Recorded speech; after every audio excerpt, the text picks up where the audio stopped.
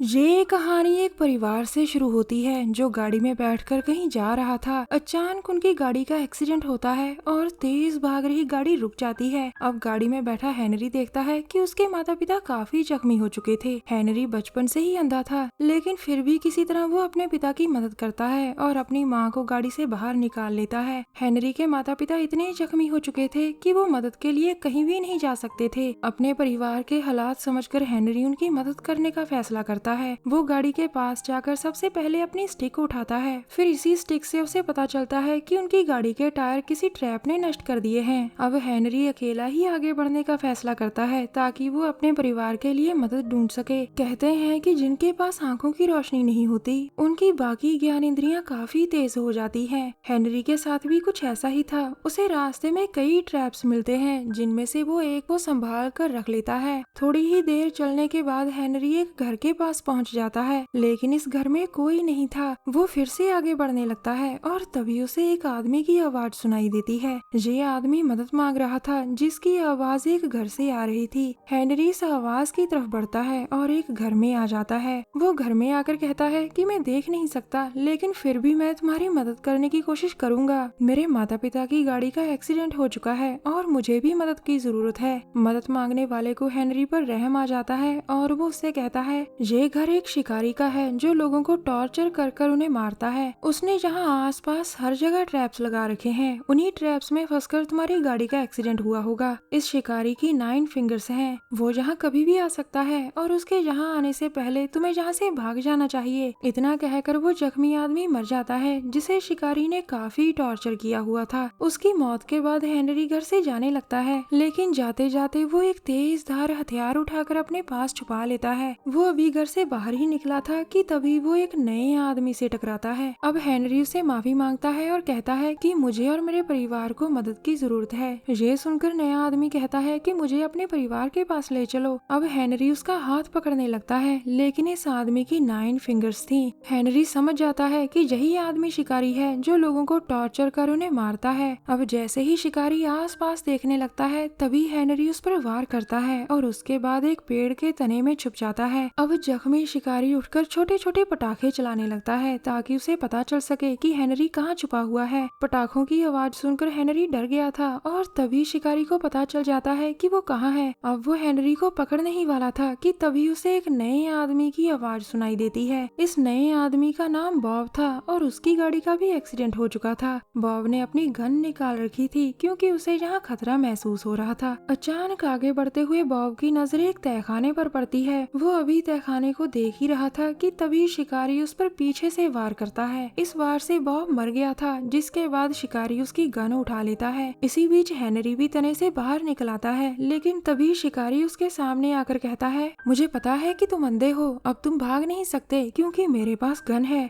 ये सुनकर हेनरी 3 से उल्टी गिनती करने लगता है। आगे बढ़ता हुआ शिकारी उससे पूछता है कि तुम क्या गिन रहे हो। इस पर हेनरी कहता है, मैं भी शिकारी हूँ और मैं तुम्हारे कदमों को गिन रहा हूँ। लेकिन शिकारी उसकी बात पर ध्यान नहीं देता। वो जैसे ही आगे बढ़ता है, तभी उसका पैर ट्रैप में फंस जाता है और उसके हाथ से गन दूर गिर जाती है। वो हेनरी को पकड़ने की भी कोशिश करता है, लेकिन हेनरी उसकी आंख पर वार कर देता है। कहानी के आखिर में हमारा दिलेर हेनरी भी अंधा शिकारी था। हेनरी ने अपना शिकार आंखों से नहीं बल्कि अपने दिमाग से किया था। आज हेनरी के तेज दिमाग और दिलेरी ने एक गंदे शिकारी को हरा दिया था। अब एक पेट्रोलिंग कर रही पुलिस की गाड़ी उसके परिवार के पास पहुंचती है, जिसके बाद वो पूरा परिवार बच जाता है। दरअसल हेनरी की एक सबसे बड़ी खूबी थी, वो जिस भी चीज को टच करता था उसे कभी नहीं भूलता था कि वो कहाँ है। शिकारी उसी ट्रैप में फंसा था जिसे हेनरी ने संभाल कर रखा था। ये कहानी एक बड़े शहर से शुरू होती है जहाँ बड़ी बड़ी बिल्डिंग्स थी। एक बड़ी सी गाड़ी में जेम्स नाम का लड़का बैठा था, जिसे गाड़ी का ड्राइवर उसे उसके घर से लेकर आ रहा था। जल्द ही ड्राइवर एक बड़ी सी बिल्डिंग के बाहर गाड़ी रोकता है, जिसके बाद जेम्स उससे पूछता है, मुझे यहाँ कैसा काम मिलेगा। इस पर ड्राइवर कहता है वो लोग तुम्हें सब बता देंगे, मेरा काम तो सिर्फ तुम्हें घर से जहाँ तक लेकर आने का था। ये सुनकर जेम्स आगे बढ़ता है और जल्द ही बिल्डिंग के अंदर आ जाता है। जेम्स के लिए ये जगह नई थी और वो पहली बार जहाँ आया था। इस बिल्डिंग में बहुत सारे लोग काम करते थे जो अपने अपने कामों में बिजी थे। जेम्स उनसे बात करने की कोशिश करता है लेकिन कोई भी उसकी तरफ ध्यान नहीं देता। अब जेम्स रिसेप्शन पर सिंडी नाम की लड़की से मिलता है। वो उसे अपना नाम बताकर पूछता है मुझे जहाँ कैसा काम करना होगा। इस पर सिंडी कहती है मैं तुम्हें कुछ नहीं बता सकती, तुम्हारे हर सवाल का जवाब तुम्हें लूसी देगी। इतना कहकर वो उसे एक फॉर्म भरने को देती है और जेम्स पीछे बैठकर फॉर्म भरने लगता है। वो आसपास के लोगों से लूसी के बारे में पूछता है कि वो कौन है, मगर वो लोग उसे कुछ नहीं बताते, बस इंतजार करने को कहते हैं। अब एक गार्ड आकर जेम्स के पास बैठता है और उससे पूछता है क्या तुम पहली बार यहाँ आए हो। इस पर जेम्स हाँ कहता है, जिसके बाद गार्ड कहता है मुझे भी तुम्हारी तरह एक ड्राइवर यहाँ लेकर आया था और मुझे भी कुछ नहीं पता था कि यहाँ क्या काम करना है। ये सुनकर जेम्स कहता है कल रात मुझे इन लोगों ने फोन किया था और तैयार रहने को कहा था, अगर मुझे जहाँ अच्छा काम मिला तो मैं जरूर करूँगा। अब गार्ड कहता है लूसी को अच्छी तरह से पता होता है कि किस आदमी के लिए कौन सा काम अच्छा है। इतना कहकर वो वहाँ से चला गया था। थोड़ी ही देर बाद सिंडी जेम्स को लेकर एक मीटिंग रूम में आती है। वो जेम्स को जहाँ इंतजार करने को कहकर खुद वहाँ से चली गई थी। अब रूम में जेम्स अकेला था और समय बिताने के लिए वो टहलने लग जाता है। इसी बीच उसकी नजर एक टैब पर पड़ती है और वो टैब को उठाकर उसे अनलॉक कर देता है। अब रूम में लूसी आती है और टैब को देखकर कहती है तुम तो सच में बहुत अच्छे हैकर हो।